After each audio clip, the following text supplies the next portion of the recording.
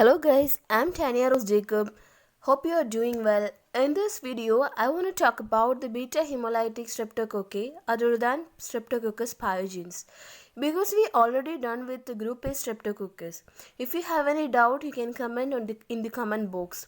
So let's get started. First, let's think about Streptococcus agalactiae, which is also known as group B streptococcus by Lancefield classification.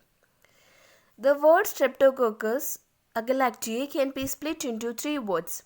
Strep means chain, coccus means round, and agalactiae means no milk. So, we can conclude from the name itself that it's a round-shaped bacteria arranged in chains. Agalactiae means no milk, that's it previously known to infect cattle and decreases its milk production. Other feature of group B streptococcus is first one gram positive, that is it take purple color on gram staining. Non-motile and non-sporing. Facultative anaerobe, that is it can grow in both aerobic and anaerobic conditions. It's catalase negative, that is it won't produce catalase enzyme. Group B streptococcus undergo beta hemolysis, that is complete lysis on free blood agar. To identify group B streptococcus specifically, the first property is its bacitracin resistant. Next thing you should keep in mind about this is it is heparative test positive as well as CAM test positive. Now we got some generalized idea about the group B streptococcus. Next, let's move on to the pathogenesis and clinical manifestations.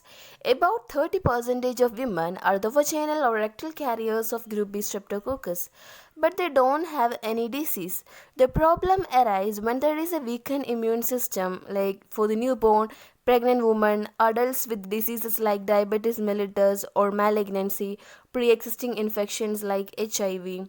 But the infection is common in neonates and in pregnant women.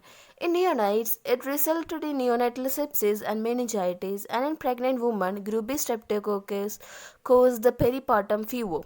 I already told you that it's commonly infect neonates and pregnant women, but it can infect the adult and cause manifestations like cellulitis, soft tissue infection, urinary tract infection, pneumonia, and endocarditis.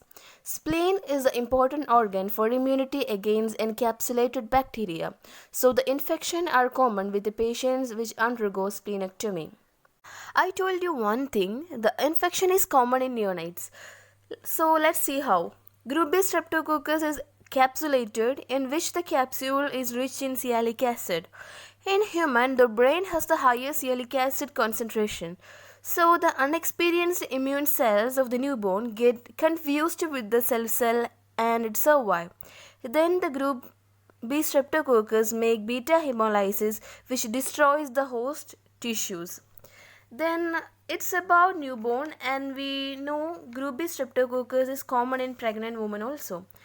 The pregnant women who are colonized with the Streptococcus agalactiae ascend from the vagina to the uterus, and from here it affects the fetal membrane, mainly the chorion and amnion, carrying the chorioamnionitis, which leads to the miscarriage or premature delivery of the baby.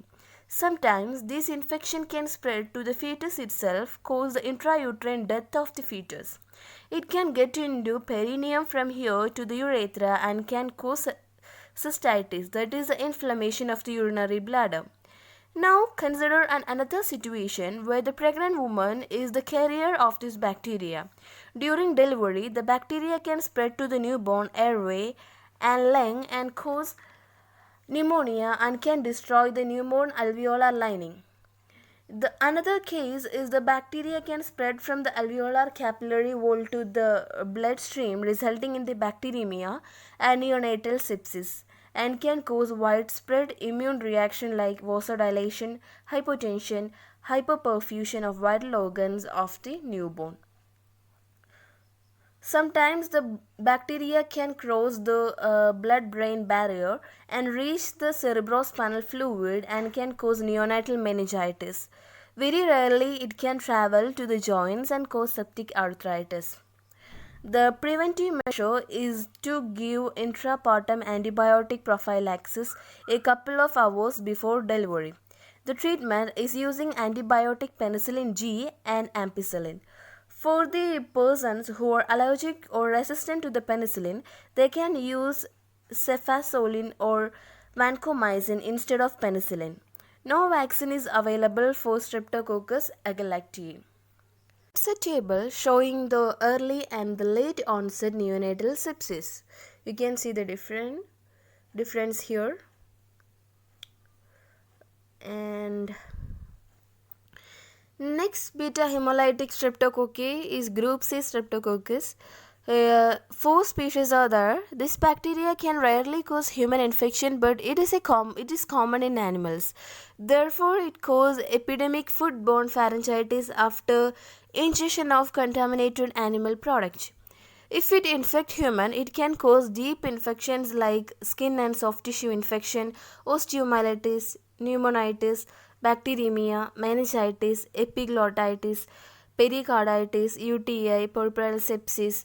The important point that we should remember here is the Streptococcus equisimilis. One of the species of group B Streptococcus is the common source of streptokinase for thrombolytic therapy. Next, let's discuss about the group F Streptococcus, also known as minor hemolytic streptococci. It causes suppurative infections and it grows poorly on the blood agar.